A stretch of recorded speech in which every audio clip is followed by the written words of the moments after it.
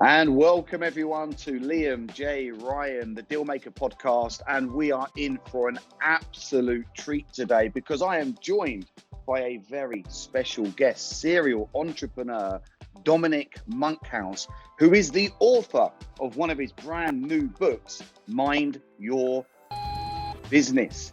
And we are going to be talking about all things entrepreneurship, mindset, starting and scaling. So it's going to be an incredible session. So Dominic, welcome to the show. How are you today? Liam, I'm very well, thank you. Great to be here. Glad you've asked me to come on. Excellent. Well, I'm sure you're going to add lots of value out to the Dealmaker community. Do you want to just sum up in a few words really what Dominic does, who you are, what you do, where you're based, and the products and services that you offer out to your clients? Yeah, look, I ended up building a couple of IT tech firms in the UK. We got to sort of 30 million turnover 5 years twice. We sold the last business, and my daughter is going to be 9 in May, just been born. And I thought I'll work for myself rather than for other people for a while. And I thought I would learn some new skills and then go and get a proper job. So that gap in business coaching has now turned into the longest job I've ever had and the most fun and rewarding job I've ever had. I work with CEOs and executive teams in fast-growing technology firms around the world. And one of the things that I hated about earlier on about my job was you turn up in a hotel, you're paying a fortune for delegates. The coffee's crap, the food's crap, you're in a basement, there's no windows. So we've got a small farm down in Wiltshire, top end of the New Forest, and we built the management lab here. So when I work with clients, they come here and we do their strategy offsites here. Excellent. That's really good. And you know, you coach and train, CEOs and companies for big growth. If we're talking to people that are just, say, starting, they're in the early stages of building any business, what would you say are some of the most important key elements to be focusing in on in order to get that initial momentum up and running? So I think the typical startup in the UK is not a 22-year-old software developer. It's actually somebody with sort of 12 years of experience in their industry. Maybe they're in their late 30s, early 40s. I think you've got to be able to sell stuff. So here's the bad news. Sales is not a bad thing. Peter Drucker, the grandfather of management thinking, said companies only have 2 processes. One is marketing and the other is innovation. And so you've got to work out, and he only said marketing, not sales, because in his view, if marketing works, then you don't need sales. And I say sales to people so often who aren't sellers, and they're thinking Arthur Daly, secondhand car dealer, robbing old ladies, double glazing salesman, mugging the public. And but without selling, you don't have a customer, and without customers, you haven't got a business. Yeah. And I think you've got to really be clear about who your target customer is. So I think you've got to be laser focused on that. You've got to be able to say, what is the problem? What is the phrase I use is jobs to be done. So what is the job that they've got to do, and how is your product or service going to allow them to do it really, really well? What frustrations do they have when you think about your competitors? And the clients that I work with might turn over billions of pounds a year, but so often they're not actually really clear on why somebody buys from them and not the competition. And if you can nail that, and then you can project that over and over and over again, then you'll get some momentum, you'll get going. Yeah, I think you've covered on some really key points there. It's ultimately similar. What is the dream outcome if someone comes and buys your product or your service? Where are they now? What are their pain points? Where are they going? What can they achieve? And how can they get there in the quickest time frame? And I love what you said about sales. I love selling, and I've embraced sales ever since I was on the playground in school. I was always that kid at school that could get you whatever you wanted. I used to go in with two. I used to go in with 2 bags, my school bag, which I certainly wasn't interested in, could hardly read and write, to be honest with you, and then went in with the proper bag with the jeans and the perfumes and all of that type of stuff. And I used to go and spend the weekends down in the markets in and around London. Really good friend of my mum called Tim, and he used to be one of those market traders with the big lorries, and he used to push the side up and had the headphone on, and it was just a great experience to understand how to build desire. So I've always been someone that's embraced selling. Look, as long as what you're selling is a great product, then you should be shouting about it as much as possible, if that thing is going to help that person. And I ended up knocking on doors for Zenith Windows for from the age of 15 till I was nearly 20. So I spent, and I loved door knocking and really embraced it. And through that process, I learned how to embrace rejection. Thousands of doors slammed in my face. What do you think it is, Dominic, about selling that scares people so much? I think it might be the rejection, right? So I think as human beings, it's interesting. If you look at, I was talking to a colleague of mine, Nick Marks, who's got a fantastic TED talk on happiness. But I was talking to him about why is it that people don't want to come back to work, maybe don't want to go back to the office. And we were talking about this sort of how human beings' brains are wired. And people can perceive a thing, they can perceive a negative thing, and so they can go, I don't really want to be rejected. I can understand that. I don't really want to go to the office. But what they can't do is they find it really difficult to think, what would the positive thing be? So they can't think for themselves how they will feel in the future when they go to the office and are happy. And they can't think for themselves how, if they haven't done it already, what's the positive outcome?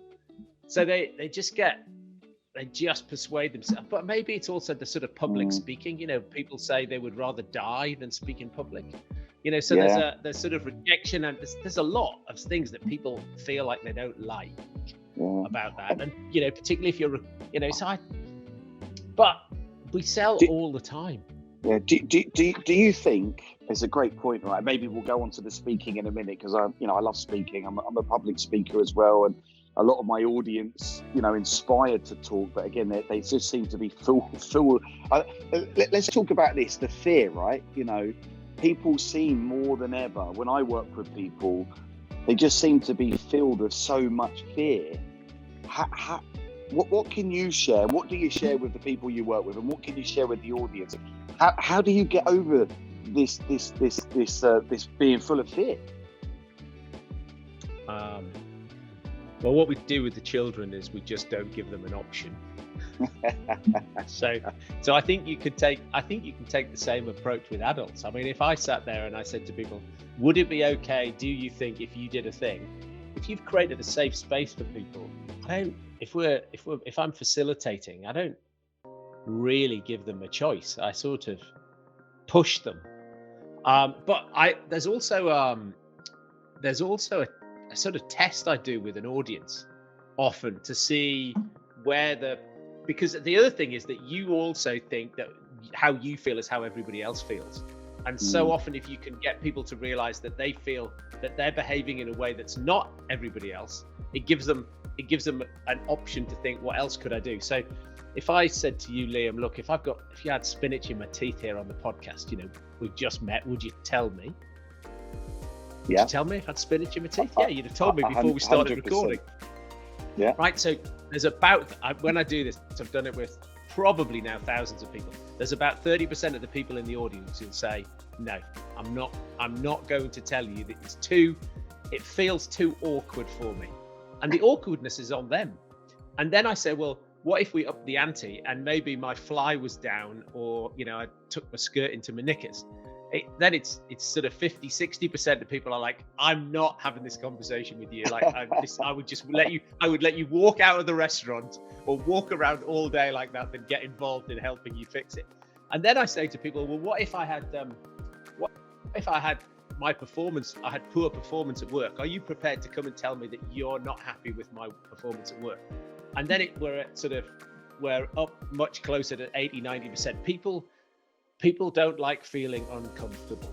right? Yeah. So they're not going to initiate an uncomfortable conversation. And I think fear, maybe it's uncomfortableness rather than fear, but I think if you put people in a room with people who don't feel uncomfortable and they see them do it, so often if we're teaching selling, certainly around with some SDRs in the past, we just do some live calling, like, and once people have got on the phone and they realize that nobody died, and the world didn't end, and it was actually not as bad as they thought, and now they've done it a bit and they're less uncomfortable, then you can, now whether those people end up enjoying it is something different, but you can end up feeling less uncomfortable. Yeah, interesting. So really, it's like implementation, isn't it? You know, just try it. I talk about this a lot, and I say, you know, you got a decision to make. Number one, decide fear, stay in fear. Or number two, choose success. You can't really have both. And sometimes you've got to just step into success and just say, hey, in for a penny, in for a pound. I'm going to give it a go and see what happens. And it sounds really good, Dominic, that something you do is really encourage your audience, your clients, the people you work with, just to give it a go and see what happens. Yeah, and well, I think that's really important. The other thing is that you're obviously very driven human being, right? And our motivation, our intrinsic motivation, I don't think managers shouldn't have to motivate anybody. You should hire people who are intrinsically motivated and create an environment where you can amplify that. But the thing is, I think that motivation is stronger if it's towards rather than away. So one of the things which is also common with startups or small companies or solo entrepreneurs up to businesses that I coach in the sort of millions or billions is this concept of purpose. So like, why am I doing this, right? And so often you can get people to, you know, run across broken glass if they've got a powerful purpose. Like, why? So why would somebody do something that makes them feel uncomfortable? Because they're driven to do it. And people have to unlock that. What is their drive? What are they going towards rather than away? So, you know, if you're overweight and you decide to lose weight, the more weight you lose, the less motivation your weight exerts upon you. So that's probably why people yo-yo up and down. But if you decide to get healthy, you know, you want to do couch to 5K, you've got to have a reason, right? You know, often people go, it's my children. I want to be here children, grandchildren, I want to live longer.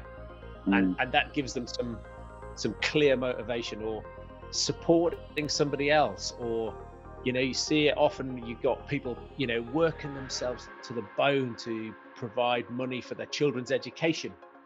And it just, you know, I'm always in awe of people who, one of our clients sold everything, entrepreneur, sold everything, stopped paying himself, moved back in with his parents. His company's got 500 employees. Their mission is to change the lives of 1 million people in South America. And what they do is they get people in South America positions in universities, places in universities in Australia and Canada. 18,000 people so far have gone from South America to university. And wow, you know, his business was going through a tough patch, but he doubled down on it, and he's driven to not have a house, not have, you know, he said, I don't have a house, I don't have a car, I don't have a girlfriend, I'm focused on my business, move back in with my parents. And it just, that your people will put up with so much if they're committed to something that they believe in. I think that's incredible. Yeah, determination, not allowing anything or anyone to get in your way, having a vision, you know, a vision of where you want to go, and ultimately overall purpose. And I think people just float through life with no real vision or purpose, and then they die, and then that's that, and it's sad. And I believe anyway that every single one of us on this planet can bring great value, can live exceptional lives, can help other people, because we just don't know when our time is up. And every day, for me anyway, is about enjoying life, giving back, feeling fulfilled. Just swinging back on something you said a few moments ago around speaking. Obviously you are a public speaker. Now, what would you say to anyone that's like, want to become and what benefits has public speaking had on you and also the people that you work with? Is this something everyone should be aiming to do and learn speaking and communication skills?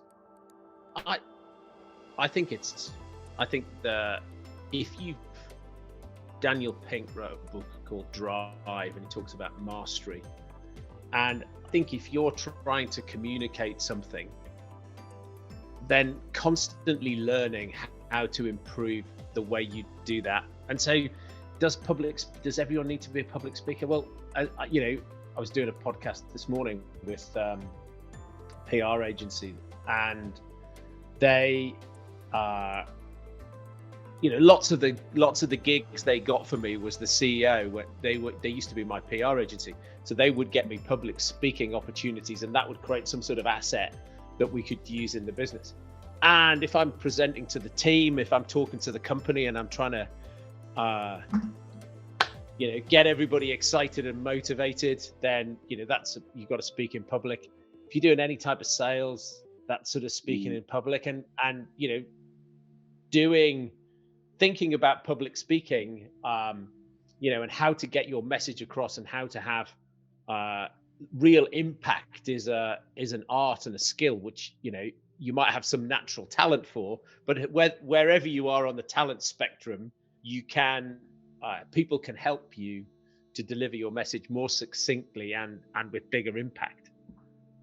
Yeah, no, I think it's a great point. I believe everyone should at least want to improve their communication skills, through the art of public speaking. Doesn't mean you have to get on big stages, but in this day and age, Facebook Lives, YouTube videos, creating content, doing podcast interviews, speaking to your team members, negotiating deals, putting in offers. And if you look at a lot of successful business owners, they all seem to be able to communicate better than those that are not business owners. So I think that's really important. Just out of interest there, Dominic, what motivates you? What keeps you personally as a very successful individual? What keeps you motivated and on track? I have a purpose, which is to demystify business growth. So, I spend money creating the podcast. I've written a couple of books. We send out a weekly newsletter to about 6,000 business leaders, and that all costs money. There's a small fraction of the world, I'll work with 10 CEOs and their teams at a time, but there's a large number of people that I feel a desire to help. And so I'm gifted or afflicted. I'll read 2 books a week. I'll read thousands of podcasts, blogs, and I'll listen to hours of podcasts. And so I take that and synthesize it and share it back with people so that they don't have to do as much reading as I love to do. And I get a real kick out of it when people send me a note saying, that was perfect. I had this challenge and you helped me. I had a company in Germany ring me recently and they said, we've read your article on restructuring our management team. We've done all of that. We just want to pick your brains because there's probably something you didn't write down in the article and we just don't want to get it wrong. So I spent a couple of hours with them on the phone, just helping them restructure their management team. And so I love doing that. I could do nothing, but I hate golf. So I've got to fill my days with something useful. Oh, that sounds amazing. And again, you've got purpose there, and it's great to hear that you want to give back and help people, because I do believe a lot of people, even the most successful, we all need that help, that support. There may just be 1 or 2 pieces of the puzzle that are missing that could literally take your business from 10 million to 100 million in a very, very short space of time. And unless you've got that sort of support around you don't know. Well, you see, I think I ask for help, right? And so there's a guy called Dan Sullivan who might have trained 4,000 entrepreneurs, a guy from Canada in his 70s now. And he wrote a book recently called Who Not How. And lots of people have a challenge and they go, let me work out how to fix this, right? I look at it, I love this book. I now look at it and go, who knows the answer? right? Yeah. So I might want to be a brain surgeon, and I've got my Black and Decker from Wix, and I'm saying, Liam, come on, let me practice on you. And so often that's what people are doing. They've got this new business and they're practicing on their customers, and they're a bit crap at it, and the customers are going to notice. But there'll be somebody else who's already done a thing. So find them and ask them. And my experience is when you ask people, they will give you their time willingly, as long as you've got your request is reasonably structured. And so I've had lots of help from lots of people over time, and I feel I owe a debt, give it back. Yeah, give it back. That's great. But you're obviously very successful, Dominic. You work with really successful leadership teams and CEOs across the world, multi-million pound, billion pound organizations. What would you say are some of the traits of the greats? To be a great leader, to build a great company, are there certain things that you've noticed that successful people do that unsuccessful people don't do? I think you can be successful and be a dick, sadly. So, but I would say, I don't know. The ones I work with that I enjoy working with definitely have some humility about them. And I suppose they wouldn't be working with me if they thought they knew all the answers. So they've got some humility, they're curious. I think they work hard. I have this conversation with my kids when they decide they want to play computer games and watch TV. It's like, if only you could do this for a living, girls. If only, right? So you've got to work hard.